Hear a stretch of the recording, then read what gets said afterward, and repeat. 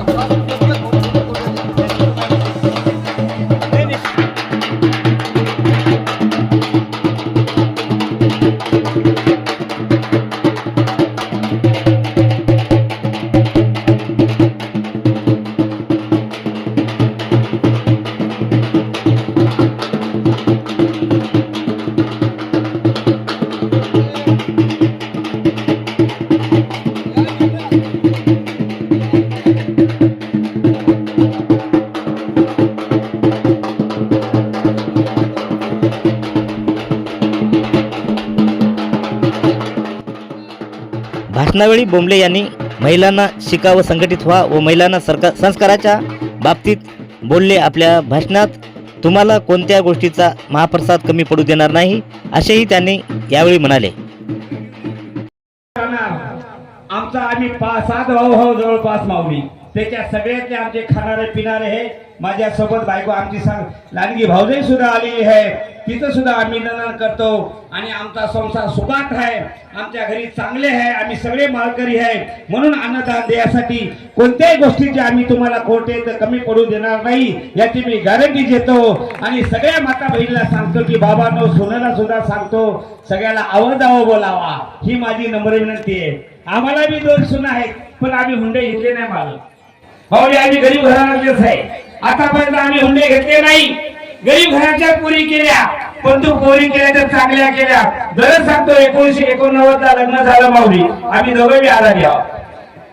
परंतु आम्ही आराणी असताना आमच्या घरामध्ये देवतळे साहेब बोलले होते महागोरवाला कोण मला तुम्ही महागोरवाला होते 15 वर्षाला माऊली महागोरवाला सप्ताह देतो. माझं जन्माचं गाव आहे ते.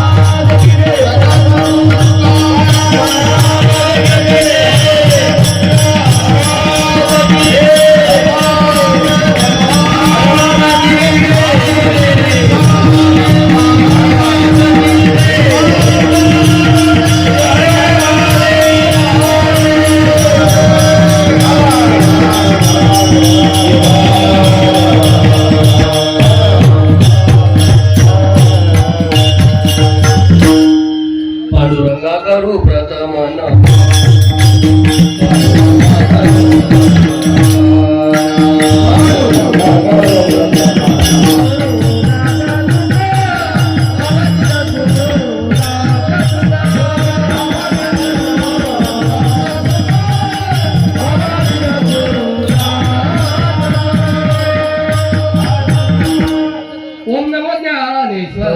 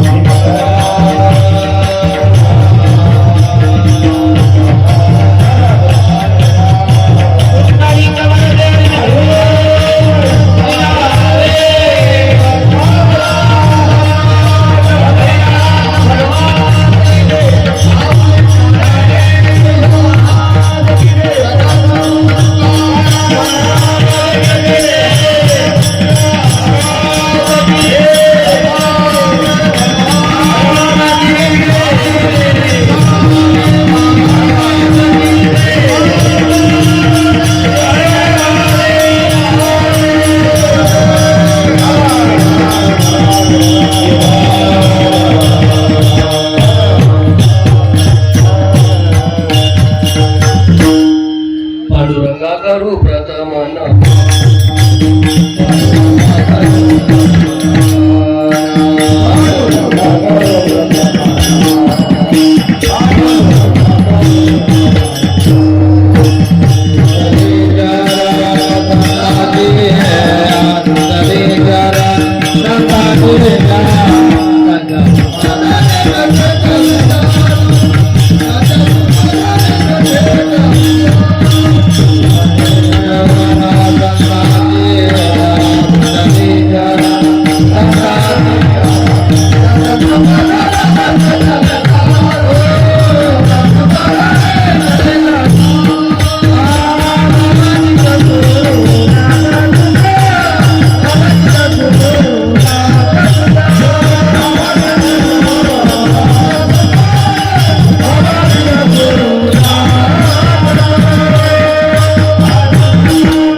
ओम नमो ज्ञानेश्वर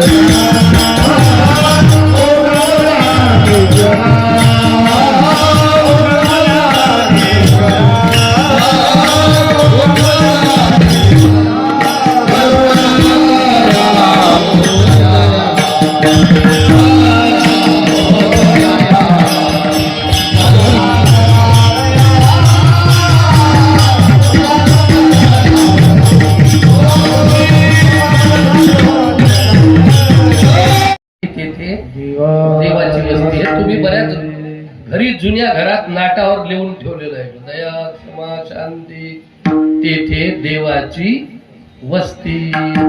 हा मग कसं वागा लागल ते लक्ष्मी म्हणून पूजा करतो ना आपण. कोण्या दिवशी? दिवाळीच्या दिवशी करतो, दसऱ्याच्या दिवशी करतो. कराग्रे वसते लक्ष्मी करमध्ये कर मुले तू गोविंदम प्रभाते कर दर्शन.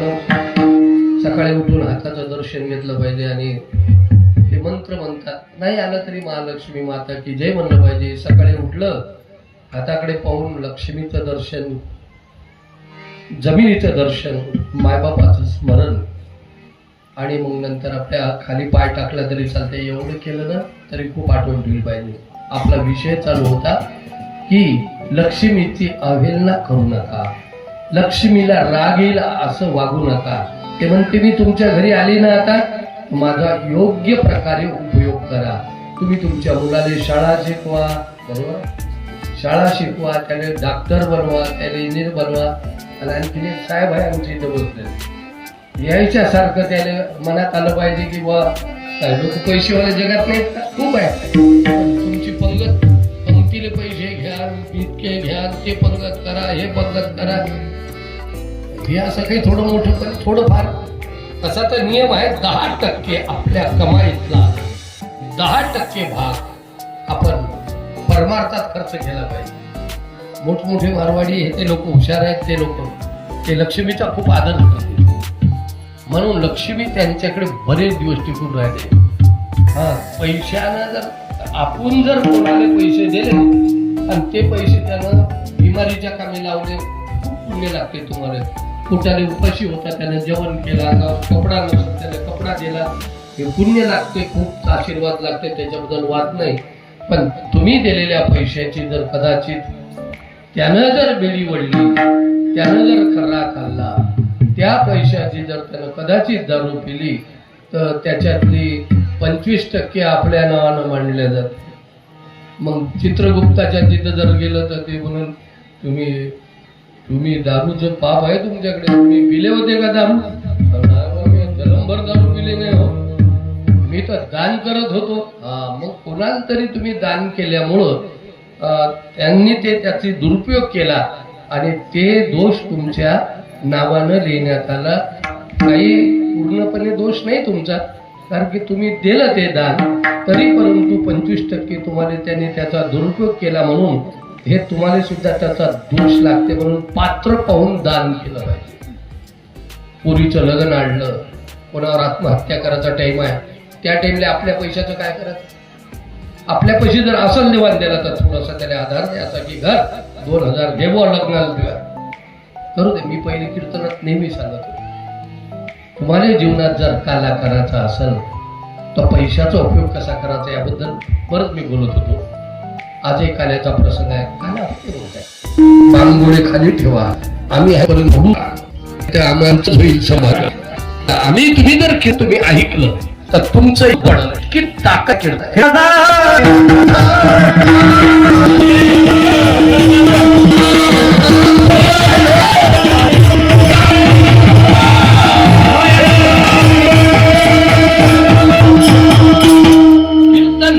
कीर्तन सांग हो यांग, हे शब्द जर खोटा होणार नाही ते बोल त्याचं पण कीर्तन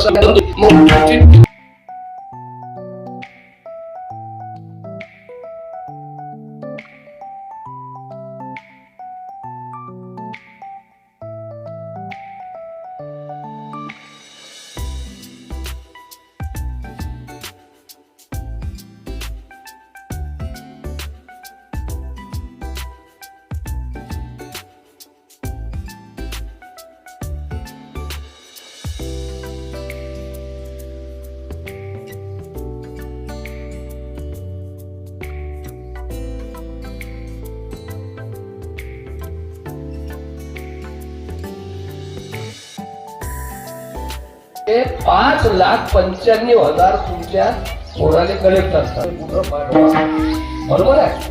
पण 5,000 रुपये की आपण ज्या पुणे जन्माला आलो त्याच ठेवायचे. 5,000 म्हणजे आपण जन्मलेल्या गावात.